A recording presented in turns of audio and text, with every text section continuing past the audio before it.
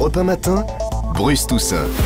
Vous lui parlez Saint-Valentin, il vous répond que c'est bon pour l'économie. Voici Axel de Tarlet, le Zoom Éco d'Europe 1 matin. Bonjour Axel. Bonjour Bruce. PSA, Goodyear, y a-t-il une fatalité aux fermetures d'usines? Non, c'est ce qu'on vous dit ce matin sur Europe 1. On n'en parle pas, mais certaines sociétés font triompher le Made in France. Exemple, Michelin.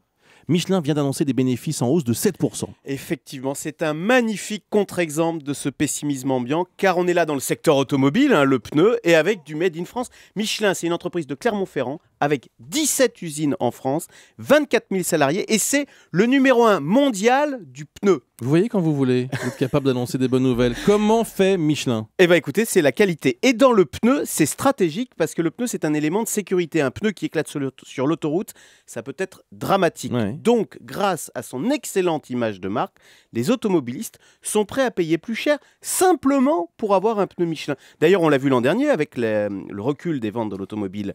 Les ventes de Michelin ont baissé, mais le résultat, l'entreprise progresse parce que Michelin, comme les entreprises allemandes, est capable d'imposer ses prix. Et c'est vrai partout dans le monde? Oui, c'est ça qui est fantastique. En Chine, par exemple, quand vous avez réussi, vous vous offrez une berline allemande, mais vous demandez des pneus Michelin.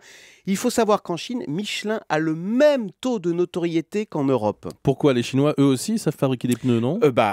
C'est plus compliqué que ça en a l'air. Et vous savez, dans les pays émergents, en Inde, en Brésil ou en Chine, les routes sont souvent en mauvais état, avec des nids de poules épouvantables.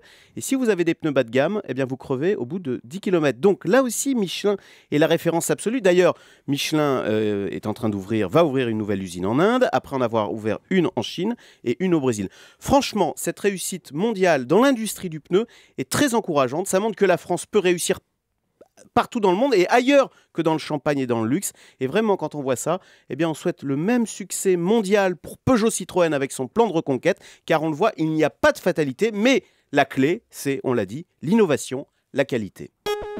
La personnalité du jour. Carlos Ghosn, le patron de Renault, accepte de réduire de 30% la part variable de son salaire si l'accord de compétitivité est signé. Alors cela correspond pour Carlos Ghosn à un effort d'environ 430 000 €, calculent les Échos, sur une rémunération totale avec Nissan de 13 millions. Et Arnaud Montebourg réagira probablement à cette information. Parce qu'il avait demandé. Le ministre du redressement productif avait demandé un effort au patron de Renault. Il est l'invité de Caroline Roux à 8h20 sur Europe 1.